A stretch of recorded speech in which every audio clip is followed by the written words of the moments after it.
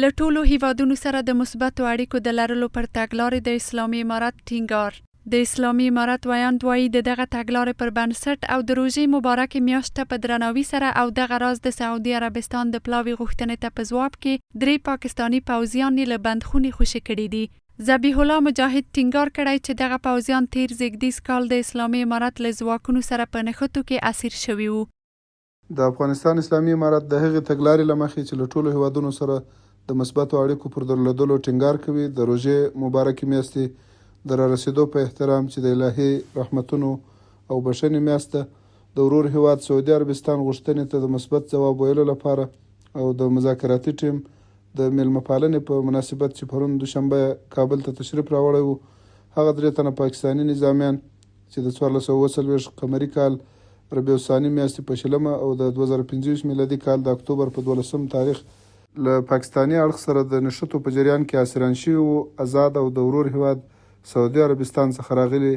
محترم هیئت ته وسپارل شول. ورته وخت کې یو شمیر سیاسي شنونکي د اسلامي امارت له دغه اقدام څخه په هرکلي سره وایي پاکستان هم باید د افغانستان پر وړاندې د دوهګوني سیاستونو له نیولو لاس واخلي. حالا که امارت اسلامی 3 نظامی پاکستانی را که در جنگ بر ضد افغانستان سهم داشته و بعد از 1 سال زندان رها میکنه، خود نشان دهنده ای است که امارت اسلامی در رابطه به